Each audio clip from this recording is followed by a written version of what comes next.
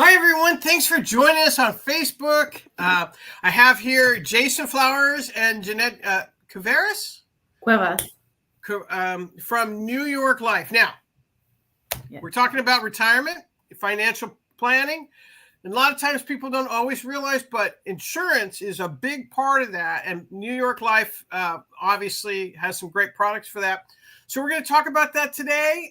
So thanks for joining us. And hello. Hello, Laurel. Thanks for having us. We appreciate it. Okay. Yeah, we're really grateful that you allowed us to be here and, meet a lot of people and help educate them. Yeah, well, thanks. So I guess the first question is, what problems that people that you come across in your practice when it comes for my favorite topic, retiring? Yeah. So how can you help people who are retiring? Well, I'll take this one first, Laurel. One of the biggest pitfalls or one of the things we see in our practice when planning for retirement is not having enough money when it comes to that time period. With modern medicine and people living longer, they required a lot more money when it comes to retirement. That retirement age of 62, 65 is actually pushing out a little bit more because people have to work longer just to be able to accumulate enough liquidity to be able to retire and do the things they want to do. Absolutely. Okay.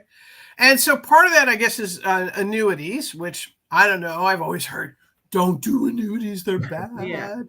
But who benefits? Because I know that product was for a particular reason, and it really does benefit some people. And I know that some very, very wealthy people have annuities as part of their portfolio.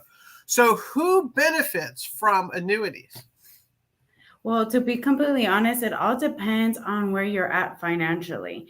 And just like how you should plan for retirement, having that money saved up. So individuals that have a good chunk of money saved up and know that they're not going to need it in at least 5 years. Because there's no point of getting an annuity if you need the money in the next 5 years. So it's just setting up a plan, a retirement plan, saving up enough money to the point where you can invest that in something that can benefit you in the future. Yeah. So, I mean, in short, Laurel, anybody can benefit from annuities. Yeah. It's not necessarily a bad thing. Yeah. The biggest thing for Jeanette and I with our financial practice with New York Life is making sure we sit down with people and not just put a cookie cutter. Everybody's individual. So, one thing might work for one person and it might not work for another. So it's really important that we sit down and have those strategic conversations with our clients. A lot of my clients directly that have annuities are 55 and up. They've saved up some money to put away, and they want to make sure that money is used the best way they can when they're looking to retire.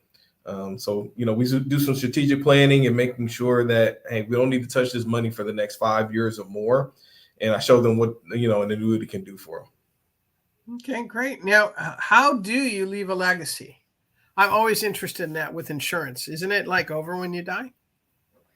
Not necessarily. There, of course, people are just used to term insurance, right? Where it's either you die or, it runs out and that's it. No, we offer so many different plans where, people are constantly creating money and they can set up a trust, a will, where the insurance, the money that comes their way when somebody, that they love deceases, they can actually use that to elevate their financial power. Yeah, to Jeanette's point, that term legacy is passed around a lot, right, yeah. Laurel? Where you hear people talk about, I want to leave a legacy, I want to provide for my family. But what does that really mean? And how do you really do it? And that's what we really focus on. Part of leaving that legacy is making sure that you don't leave your family in debt. Yeah. I've come across so many people to where their family has built up a good amount of money. They have a home that's in the family. And once that person that owns the home passes away, they end up losing it for one reason or another. And it's normally because they haven't planned properly to be able to take care of the home, tax-wise or pay it off when that time does come. So those are the kind of things that we do to make sure, that family home stays in the family when, the grandparents pass away, for example. And then making sure that once you do pass away, you're able to leave something for your children to where they can build upon that and leave something for their children as well. So those are the biggest things that we do to help with the legacy building. Okay. So if someone's about to retire, what are the pitfalls they should be looking out for? I think the most important thing is like we are so focused and now and not thinking about the future. A lot of times we're like, okay, I'm doing good right now. But we saw even with COVID that happened, the inflation. So at any point there can be a dramatic change in the financial like life world, everything that it can affect you. And if you're not building up for that or working to benefit you like that, then you can just end up not being prepared at all. And that's something that's coming across a lot. For example, what Jason said is people are living a lot longer, and that's something that before people didn't think so. We didn't know that mortality was going to increase with time. So they're not, that's, I don't know what else you want to say. No, I think you put it perfectly, Yeah. Jeanette. I mean, planning for the unexpected is really what it boils down to. So, whether there's a 100-year pandemic like we went through in 2020 and we're still dealing with now, or inflation that is skyrocketed in 2023, those are things that we don't really think are going to happen, but things are going to happen that are unexpected. So, making sure we have safeguards in place to where you're planning for, the unexpected. So when you get to the retirement age, you don't have to go to Walmart or Target or anything like that to get a job. Not saying there's anything wrong with doing that. But if that's not in your plans for retirement, we want to make sure that, sitting on the beach and drinking Mai Tais or, being able to travel and spend time with the grandkids. Those are the kind of things that we want to make sure that we plan for. And if anything else comes up, we'll make sure we have safeguards in place to protect your liquidity for that. Right. And that's one of the reasons why you really want to have a kind of a plan and different options in that plan to, if everything is just sitting in cash, you're going to get wiped out by inflation. If everything's in the stock market, you're going to get wiped out if something happens to the stock. You want to what they call a diverse portfolio, and insurance is part of that, right? Yes, a diverse portfolio. And one of the things that we also teach as well is tax diversification as well.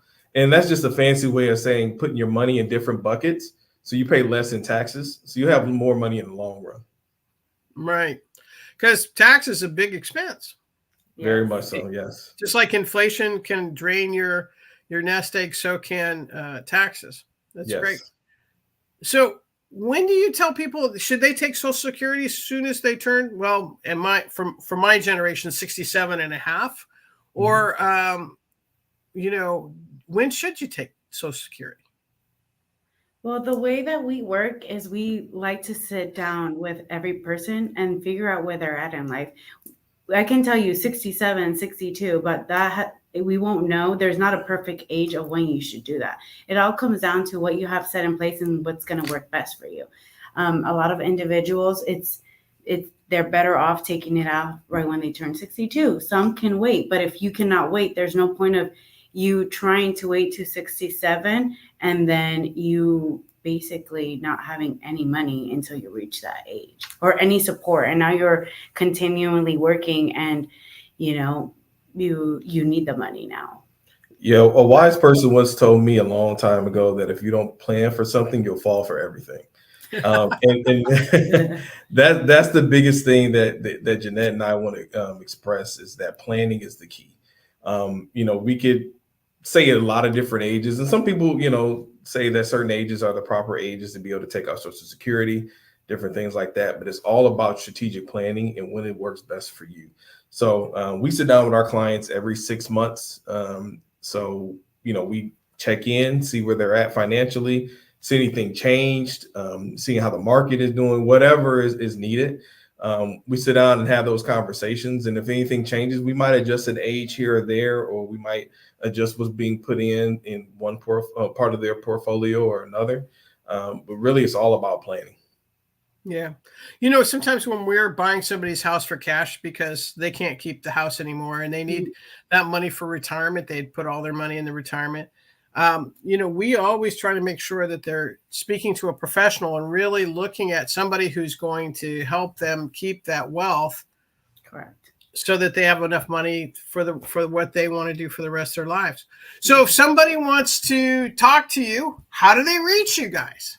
Well, they can give us a call at the phone number right there that you have on the screen, and then we will, just really have a time to sit down and just have a conversation and see how we can help you. We're not here to sell. We're just here to truly educate all individuals, because the way I grew up, I was never financially, I have no education on it. And now it's like, I want to teach everyone I can just to help them benefit. Yeah, Jeanette is right. The biggest part of our practice is education.